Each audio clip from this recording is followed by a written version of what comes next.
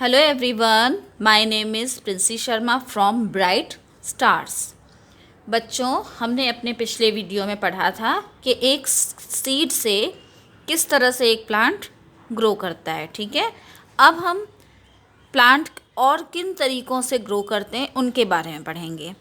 तो growing plants from stem, root and leaves. Stem मतलब होती है टहनी या फिर तना, रूट्स मतलब जड़ें, लीव्स मतलब पत्तियाँ। Not all flowering plants depend on their seeds to reproduce new plants. सभी फ्लावर वाले प्लांट्स जो हैं वो सीड पर ही निर्भर नहीं करते। Sometimes new plant can grow from stems, roots और leaves of the parent plants. कभी कभी ये जो पेरेंट प्लांट हैं वो टहनियों और जड़ों और पत्तियों के द्वारा भी उनसे उनके बेबी प्लांट ग्रो करते हैं। ठीक है, तो अब डिटेल में पढ़ेंगे। Plants from stem. सबसे पहले हम लेते हैं स्टेम से कोई प्लांट कैसे रिप्रोड्यूस होता है। The stems of rose, hibiscus and money plant can be used to grow new plants. Stems of rose, गुलाब का पौधा आप सब जानते हो। हिबिस्कस यानी कि गुड़हल, मनी प्लांट जो आपके टेरेस या किचन में होता है, आपने देखा ही होगा। ये सब जो पौधे हैं, इस प्रकार के पौधे, अगर आप इसकी एक टहनी भी कट करके सॉइल में गाड़ देंगे तो इनका नए प्लांट्स इनसे ग्रो होते हैं। तो potatoes, ginger and onions are example of underground stems. इसके अलावा आलू, अदरक, ऑनियन, प्याज, ये ऐसे स्टेम्स होती हैं, इनके मतलब ऐसे एग्जाम्पल्स हैं जिनके हम स्टेम से भी प्लांट ग्रो कर सकते हैं, लेकिन ये अंडरग्राउंड होते हैं, अर्थात ज़मीन के अंदर ग्रो करते हैं, ना कि बाहर। तो this can also be use to grow new plants. इनसे भी हम नए पौधे उगा सकते हैं। Potatoes and ginger have eyes on them. Potato और अदरक, आलू और अदरक में भी आइज़ होती है। आइज़ में बता दूं आपको, ये पिक्चर आपको दिख रहा है, इसमें एक पोटैटो है। पोटैटो में ये छोटे छोटे प्लांट्स दिख रहे हैं और ये एक होल है।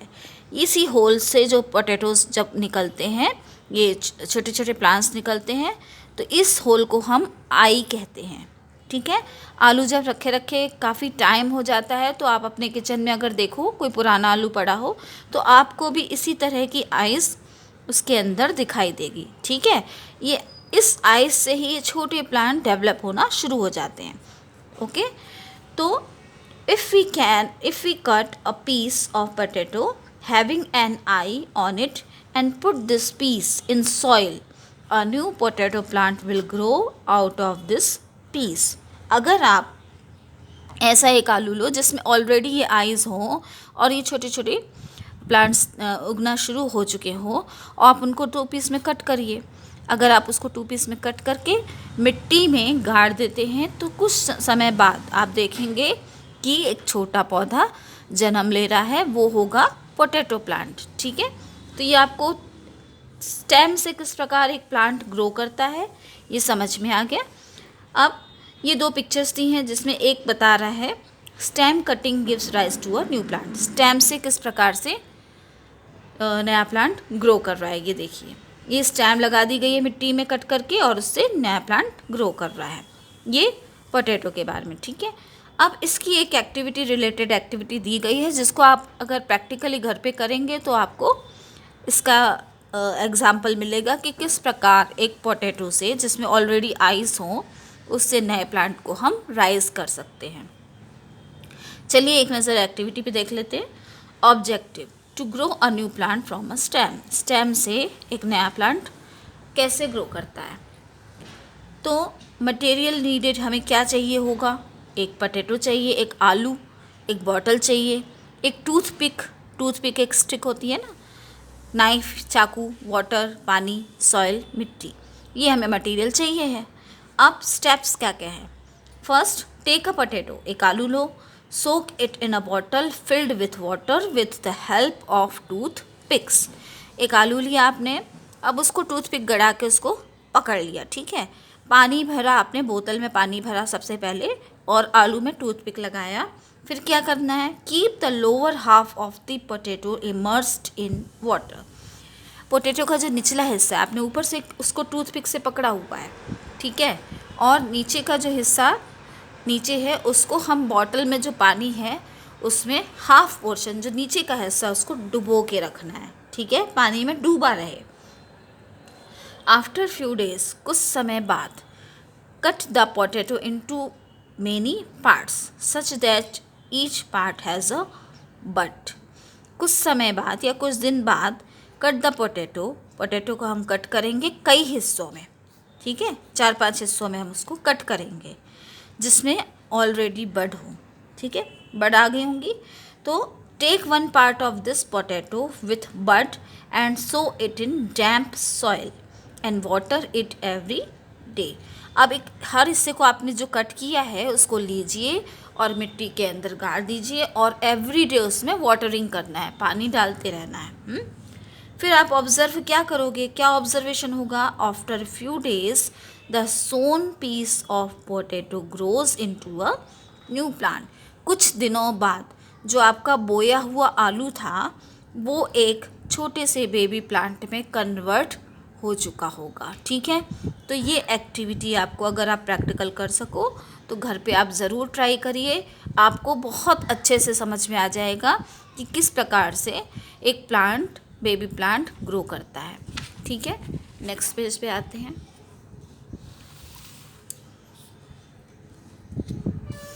ये देखिए, प्लांट्स फ्रॉम रूट्स, ये हमने स्टेम पढ़ा था। अब हम रूट्स से कैसे प्लांट ग्रोज हो सकते हैं वो समझते हैं। रूट्स मतलब क्या होती है, जड़ें, ठीक है। Some roots like those of sweet potato, dahlia, carrot and radish can give rise to new plants. कुछ जड़ें जैसे कि स्वीट पोटैटो यानी शकरकंद, रेड कलर की मूली जैसा दिखता है, शकरकंद, हाँ।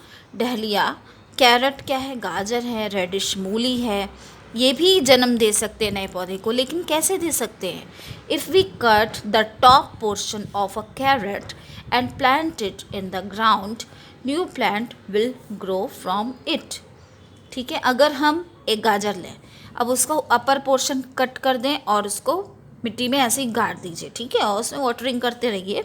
थोड़े दिन बाद आप देखोगे गाजर जो है वो अंदर जाके उसमें से नए नए पौधे ऐसे यहाँ से देखिए ग्रो करना शुरू हो जाएंगे। ये बैक पोर्शन है, आपने अपर पोर्शन गाड़ा था तो उसका जो पिछला हिस्से से ये देखिए प्लांट निकलना शुरू हो जाएगा।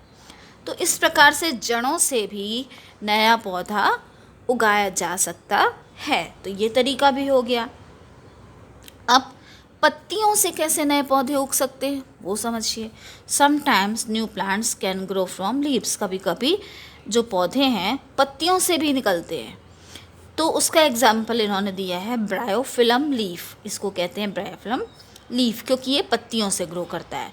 तो it's a common example of a plant which produces new plants from its leaves. एक ऐसा एग्जाम्पल है जो पत्तियों से नए पौधों को जन्म देता है। वो कैसे, tiny birds grow in the margin of the parent leaf, जो इसकी मूल पत्ती होती है, टाइनी मतलब छोटी छोटी कलियां इसके अंदर होती हैं, एक मार्जिन में होती हैं। फिर after some time they fall off on the ground and grow into new plants. कुछ समय बाद ये कलियां झड़ जाती हैं, गिर जाती हैं और इन्हीं कलियों से जब ये मिट्टी में समा जाती हैं तो नए पौधे निकल आते हैं, ठीक है। Each bud can give rise to a new baby plant. हर एक कली में इतनी क्षमता होती है कि वो एक बेबी प्लांट को उगा सके या जन्म दे सके, ठीक है। तो ये 3 हमने पढ़े, क्या क्या थे, स्टेम पढ़ा, रूट पढ़ा, लीव्स पढ़ा। ये तीनों आपको समझ में आ गए होंगे। अब नया टॉपिक है डिस्पर्सल। किस चीज़ का डिस्पर्सल, सीड का, सीड मतलब बीज, सीड का dispersal. Fruits contain seeds and seeds give rise to a new plant. सबको पता है फ्रूट में क्या होता है, बीज होते हैं। तो उनसे भी नए पौधे उग सकते हैं, तो हमने पढ़ लिया था पहले। If all the seeds of plant fall just beneath it in the same place, they will not get enough nutrients, space and warmth to grow. अगर हम एक किसी प्लांट के सीड्स को लें और एक ही जगह पे गिरा दें, सबको ऐसे एक ही जगह पे रख के और गाड़ दें, तो क्या होगा, क्या वो ग्रो करेगा? क्या नहीं करेगा। क्यों नहीं करेगा? क्योंकि उसको पर्याप्त मात्रा में न्यूट्रिएंट्स, मतलब जो खनिज पदार्थ जो भी उसको ग्रो करने के लिए चाहिए रहता है वो नहीं मिलेगा, पर्याप्त स्थान नहीं मिलेगा, जितनी जगह उसको ग्रो करने के लिए चाहिए वो नहीं मिल रही है, और गर्माहट नहीं मिल रही है। तो उसका क्या तरीका है, हम कैसे ग्रो कर सकते हैं? Therefore it's important that these seeds are distributed over a wide area where they stand a better chance of finding the right condition to grow. ठीक है, तो इसलिए ये इम्पॉर्टेंट हो जाता है कि इन सीड्स को ऐसे डिस्ट्रीब्यूट करके एक बड़े क्षेत्र में उगाया जाए जिससे उनको सही मौका मिल सके ऊपर बढ़ने का, ग्रो करने का। ठीक है, तो हम एक बड़े क्षेत्र में खास दूरी पर, एक फिक्स दूरी पर ऐसे बीज को डालते जाते हैं जिससे वो पर्याप्त मात्रा में सब कुछ उनको मिल जाता है और वो सही दिशा में ग्रो करने लगते हैं। ठीक है, तो ये बहुत इम्पॉर्टेंट है। सारे बीजों को एक ही जगह ना बो करके हमें एक एक बीज को अलग अलग समान दूरी पर ग्रो करना चाहिए। पर्याप्त मात्रा में उसको पोषण मिलेगा तभी वो ग्रो करेंगे। ठीक है, और अगर आप सबको डाल देते हो इकट्ठा तो सबको पोषण चाहिए, तो सबको पोषण कैसे वितरित हो सकता है? उसमें तो प्रॉब्लम है ना, इसलिए ऐसा किया जाता है। फिर आप पढ़िए इसके आगे क्या लिखा है। The process by which seeds are carried to the new places away from the parent plant is known as seed dispersal.